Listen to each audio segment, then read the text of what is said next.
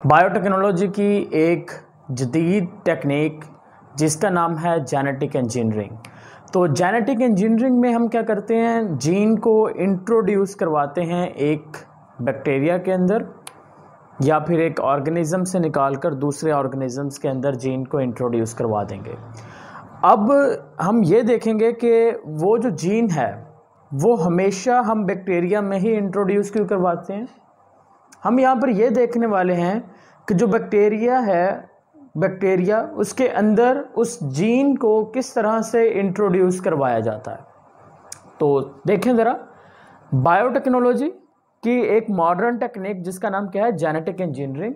अब genetic engineering में करेंगे क्या, जेनेटिक इंजीनियरिंग में हम क्या करते हैं, एक जानदार से जीन ले लेंगे और इसे दूसरे जानदार के अंदर इंसर्ट कर देते हैं। सिंपल सी बात है, यानी कि एक जो जानदार है उसके अंदर जो खसूसियात हैं वो बेहतर हैं, यानी कि उसकी हाइट अच्छी है, इंटेलिजेंस अच्छी है, उसकी आईक्यू लेवल अच्छा है।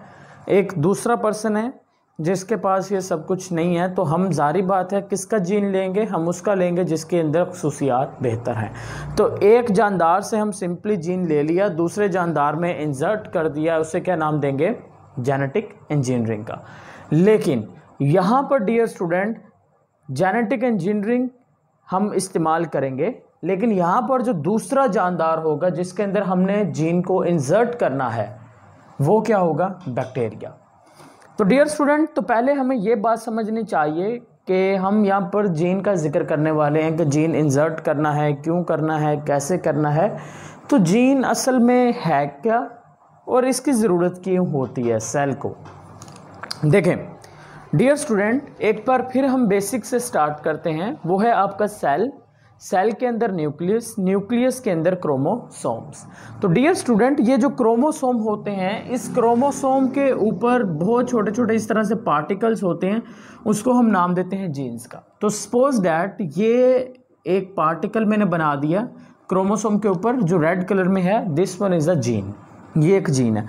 अब इस जीन का काम क्या होता है डियर स्टूडेंट, जीन का काम होता है सेल के अंदर एक ख़ास किस्म की प्रोटीन को तैयार करना, ठीक है। अब वो जो ख़ास प्रोटीन है वो सेल के लिए बहुत ज़्यादा ज़रूरी होती है। इसका मतलब है अगर सेल को प्रोटीन बहुत ज़्यादा ज़रूरी है तो प्रोटीन को बनाने के लिए जीन चाहिए, और जीन भी बहुत ज़्यादा ज़रूरी होता है सेल के अंदर। और एक जो क्रोमोसोम होगा उसके ऊपर मिलियंस की तादाद में, कई लाख कई हज़ार जीन्स होंगे। अब ये जो जीन है, हमने सिंपली क्या करना है, जेनेटिक इंजीनियरिंग के अंदर हमने देखें एक सेल है, इस सेल से मैंने ये जीन निकाल लिया, ये लें डियर स्टूडेंट, ये मैंने जीन निकाल लिया। अब जीन तो निकाल लिया, लेकिन यहाँ पर मैं बात कर लेता हूँ, this one is the bacterial cell. तो बैक्टीरियल सेल का डियर स्टूडेंट जो जेनेटिक मेकअप है वो इस तरह से पड़ा हुआ है। अब मैं सिंपली क्या करूँगा, ये जो जीन मैंने निकाला है, इस जीन को मैं इंसर्ट करने वाला हूँ किसके अंदर, इस बैक्टीरिया के अंदर या इस ऑर्गेनिज्म के अंदर। जब मैं इस जीन को इस बैक्टीरिया के अंदर इंसर्ट करूंगा तो ये जो जीन है, ये जो जीन, ये जाके बैक्टीरिया का जो डीएनए है ना डियर स्टूडेंट, उसका पार्ट बन गया। देखें उसके साथ जाके क्या हो गया, अटैच हो गया। अब ये जो ऑर्गेनिज्म है जिसके अंदर दो डीएनए आ गए हैं, ये ऑर्गेनिज्म जिसके अंदर दो डीएनए कैसे आए, देखें उसके अंदर पहले तो अपना क्रोमोसोम है यानी कि डीएनए है, और दूसरा जो डीएनए है वो मैंने बाहर से भेजा। डीएनए बेसिकली जीन को ही बोलते हैं, राइट। तो क्रोमोसोम मिलके बना था डीएनए से, डीएनए के ऊपर होते हैं जीन्स। तो इनडायरेक्टली जीन और डीएनए एक ही चीज़ होती है। तो जो जीन है या डीएनए है, देखें मैंने बैक्टीरिया के सेल में डाला, अब बैक्टीरिया के सेल में दो डीएनए हो गए, एक तो बैक्टीरिया का अपना डीएनए और एक जो डीएनए वो मैंने बाहर से इंसर्ट किया। तो एक ऐसा जानदार जिसके अंदर जिसका जो डीएनए है वो चेंज हो जाए। कैसे चेंज हो जाए, देखें मैंने आपके सामने किया, मैंने बाहर से डीएनए को उसके अंदर डाला। अब उसका जो डीएनए था अब ओरिजिनल के साथ साथ नया डीएनए भी आ गया, यानी कि ओरिजिनल डीएनए नहीं रहा, ओरिजिनल डीएनए है लेकिन उसके साथ साथ कुछ एडिशनल डीएनए भी आ गया, यानी कि अब ओरिजिनल के साथ एडिशनल भी आ गया, यानी कि जेनेटिक मेकअप चेंज हो गया। जब इस तरह का जानदार होगा उसको आप नाम दे दोगे ट्रांसजेनिक ऑर्गेनिज्म। तो जेनेटिक इंजीनियरिंग में हम क्या करते हैं, हम बेसिकली ट्रांसजेनिक ऑर्गेनिज्म बना रहे होते हैं। इज इट क्लियर यहाँ तक? बायोटेक्नोलॉजी की एक मॉडर्न टेक्निक जिसका नाम है जेनेटिक इंजीनियरिंग। जेनेटिक इंजीनियरिंग में हम सिंपली एक सेल से या एक जानदार से जीन को लेते हैं, दूसरे के अंदर दूसरे सेल या दूसरे जानदार में इंसर्ट करवा देते हैं, और वो जानदार जिसके अंदर आपने डीएनए इंसर्ट करवाया है, अब उसका जो जेनेटिक मेकअप है, उसका जो डीएनए है वो चेंज हो चुका है, इसी वजह से हम उस जानदार को कहेंगे ट्रांसजेनिक ऑर्गेनिज्म। अब नेक्स्ट देख लें। अब नेक्स्ट ये है कि why do scientist use bacteria in the genetic engineering. भाई जेनेटिक इंजीनियरिंग के लिए हम बैक्टीरिया ही इस्तेमाल क्यों करते हैं? तो पहले डियर स्टूडेंट आप ये समझने की कोशिश करें कि जेनेटिक इंजीनियरिंग और बायोटेक्नोलॉजी का फ़ायदा क्या था। लेक्चर नंबर फर्स्ट में मैं आपको एक्सप्लेन किया था कि जो बायोटेक्नोलॉजी है ये जेनेटिक इंजीनियरिंग है, it is used for the eugenic AIIMS, यानी कि वो तमाम चीज़ें जो हम हासिल करना चाहते हैं उसके लिए हम इसको इस्तेमाल करते हैं। यानी कि कोई एंटीबायोटिक बनाने के लिए, वैक्सीन बनाने के लिए, इंसुलिन बनाने के लिए, प्रोटीन्स बनाने के लिए, हार्मोन्स बनाने, इन तमाम चीज़ों को बनाने के लिए हम क्या इस्तेमाल करेंगे? हम जेनेटिक इंजीनियरिंग इस्तेमाल करते हैं। Is it clear? अब बात यह है कि जेनेटिक इंजीनियरिंग हम इन चीज़ों को बनाने के लिए इस्तेमाल करते हैं, लेकिन जेनेटिक इंजीनियरिंग के लिए हम बैक्टीरिया ही इस्तेमाल क्यों करते हैं भाई? बैक्टीरिया के अलावा और भी जानदार हैं, हम उसको इस्तेमाल क्यों नहीं करते? उसकी एक रीज़न है। अब रीज़न क्या है कि पहली बात यह है कि जो बैक्टीरिया का सेल होता है ना डियर स्टूडेंट, वो बहुत ही सिंपल सेल होता है। सबसे बड़ी रीज़न, बैक्टीरिया का सेल बहुत ही सादा होता है। क्यों? क्योंकि इसके अंदर न्यूक्लियस होता ही नहीं है। इसका जो क्रोमोसोम होगा या डीएनए है वो कहां पर है? This is present in cytoplasm. कहां पर मौजूद है? साइटोप्लाज्म में मौजूद है। अब बैक्टीरिया को अगर देखें ना, बैक्टीरिया के सेल के अंदर उसका जो अपना डीएनए है उसके साथ कुछ एडिशनल डीएनए भी हैं। ये देखें सर्कल्स के फॉर्म में मैंने बनाए हैं। डियर स्टूडेंट, इसको हम नाम देंगे प्लाज्मिड्स का। क्या नाम देंगे? प्लाज्मिड्स। प्लाज्मिड्स कहां पर है? प्लाज्मिड्स वो सर्कल की फॉर्म में यानी कि एडिशनली तौर पर उसके अंदर मौजूद होते हैं। उसका जो अपना डीएनए वो ये वाला, लेकिन उसके साथ साथ एडिशनली कुछ पार्ट्स होते हैं डीएनए के, उससे क्या नाम देंगे? प्लाज्मिड का नाम देते हैं, और ये बैक्टीरिया के सेल में होते हैं।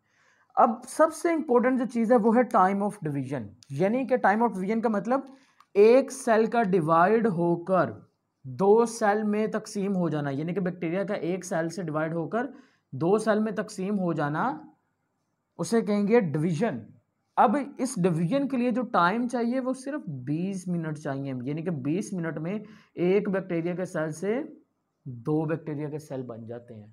तो 20 मिनट बहुत ही कम टाइम है, इसी वजह से हम क्या करेंगे? हम जेनेटिक इंजीनियरिंग के लिए इस्तेमाल करेंगे बैक्टीरिया को। That is a short question. अब नेक्स्ट आ गया बहुत इंपॉर्टेंट चीज, that is how do scientist insert gene into bacteria, यानी कि जो जीन है वो किस तरह से इंसर्ट किया जाता है। देखें, सपोज दैट डियर स्टूडेंट ये सेल है, इस सेल के अंदर आपको क्रोमोसोम बकायदा दिखाई दे रहे हैं। अब ये क्रोमोसोम बाहर निकाल लिया मैंने। डियर स्टूडेंट, इस क्रोमोसोम के ऊपर एक जीन मौजूद है। अब ये जो जीन है ना, इस जीन के पास इंफॉर्मेशन है इंसुलिन को तैयार करने की। तो मेरा प्रोजेक्ट क्या है? My project is the formation of insulin. तो देख लें भाई, इंसुलिन अगर आपने तैयार करनी है जेनेटिक इंजीनियरिंग से तो कैसे करेंगे? देखें, बेसिकली मैं समझा आपको प्रोसेस ही रहा हूँ आपकी बुक का, लेकिन मैंने एज ए एग्जाम्पल इंसुलिन ले लिया है और कुछ नहीं है। देखें, तो ये आपके पास आ गया क्रोमोसोम के ऊपर जीन। अब ये जो जीन है, इस जीन के पास इंफॉर्मेशन किसकी है? इंसुलिन को तैयार करने की। तो पहले मैं क्या करूंगा डियर स्टूडेंट, ये जो सेल है ना, इस सेल के क्रोमोसोम से वो जीन बाहर निकाल लूंगा। तो ये लें डियर स्टूडेंट, मैंने इंसुलिन वाला जो जीन है वो मैंने हासिल कर लिया। तो मैं यहाँ पर लिख भी लेता हूँ, this one is a insulin gene, यानी कि इंसुलिन को तैयार करने के लिए जो इंफॉर्मेशन चाहिए वो इसके पास है। अब सेकंड इधर वाली साइड पर देखें तो डियर स्टूडेंट आपको दिखाई देगा एक बैक्टीरिया का सेल। ये देखें,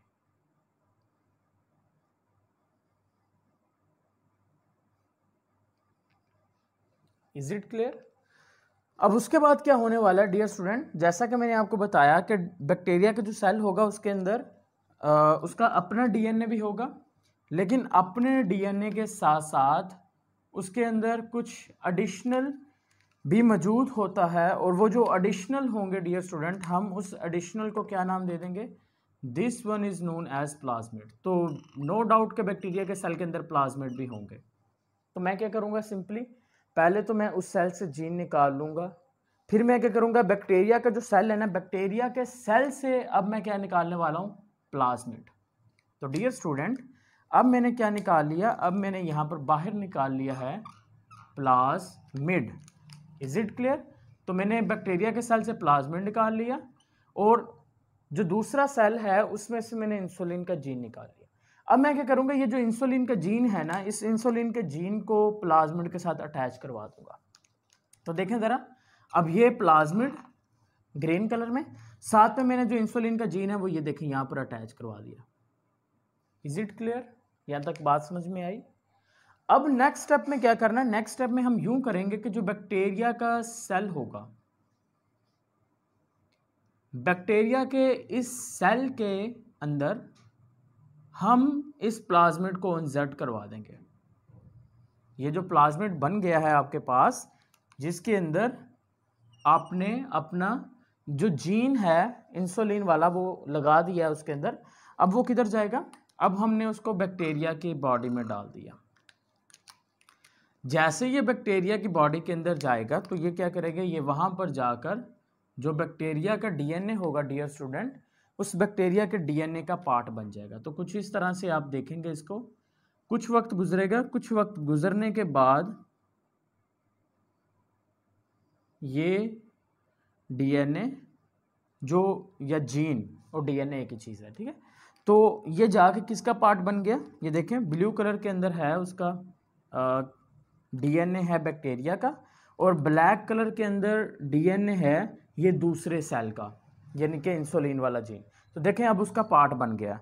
अब ये देखें ये जो डीएनए है, अब इस जो बैक्टीरिया का डीएनए है इसके अंदर बेसिकली दो डीएनए हैं, एक तो डीएनए बैक्टीरिया का है, दूसरा जो ब्लैक वाला डीएनए है वो इस सेल का है, राइट। तो इस तरह का जो डीएनए होगा आप उसको नाम दे दोगे dear student recombinant DNA, recombinant DNA.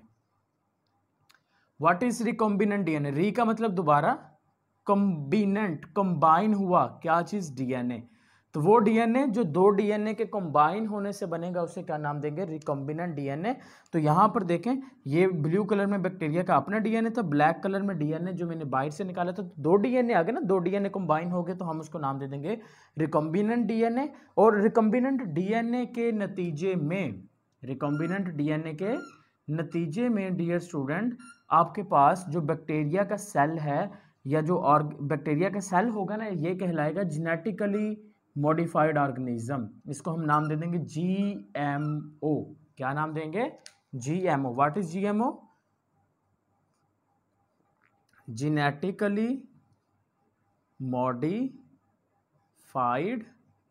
Organism. Is it clear? जब आप जेनेटिकली मॉडिफाइड ऑर्गेनिज्म बन गया है उसके बाद क्या होगा डियर स्टूडेंट, अगर आपको ज़हन में कन्फ्यूजन है कि प्लाज्मिड कहाँ पे जाएगा, तो वो प्लाज्मिड वहीं पे रहेगा, वो कहीं नहीं जाने वाला। उसके बाद क्या होने वाला है, ये जो जीएमओ है, this GMO will start to divide.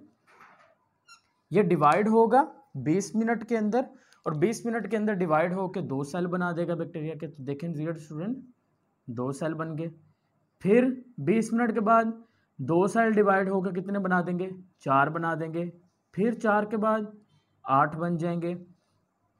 Is it clear? 8 के बाद 16, फिर 16 के बाद 32, 32 के बाद 64, फिर इसी तरह से जो तादाद होगी वो 128, 256, 512, 1024, 2048 एंड 4096। तो बहुत ही स्पीड के साथ ये डिवाइड होते जाएंगे, और डिवाइड होने के बाद एक पूरा का पूरा कल्चर बन जाएगा। क्या बन जाएगा?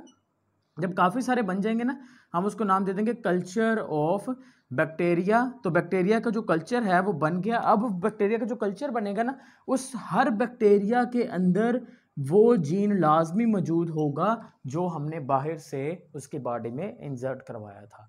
अब जीन का काम क्या था? जीन का काम था प्रोटीन को तैयार करना, लेकिन यहाँ पर जीन कौन सा इंसर्ट करवाया था? इंसुलिन वाला। तो ये जो बैक्टीरिया होंगे जो बने हैं, जिन्होंने कल्चर बनाया है, ये बैक्टीरिया क्या करेंगे? ये बैक्टीरिया फाइनली इंसुलिन बनाना स्टार्ट कर देंगे।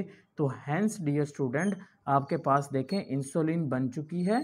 कैसे बनी है? बैक्टीरिया का इस्तेमाल करके। अगर आप वैक्सीन बनाना चाहते हैं तो यहाँ पर जो जीन होगा वो वैक्सीन वाला लगा दें तो वो वैक्सीन बना देगा। अगर आप एंटीबायोटिक्स बनाना चाहते हैं तो एंटीबायोटिक वाला जीन उसमें प्लाज्मिड की मदद से लगा दें तो वो आपके पास एंटीबायोटिक्स बन जाएगा।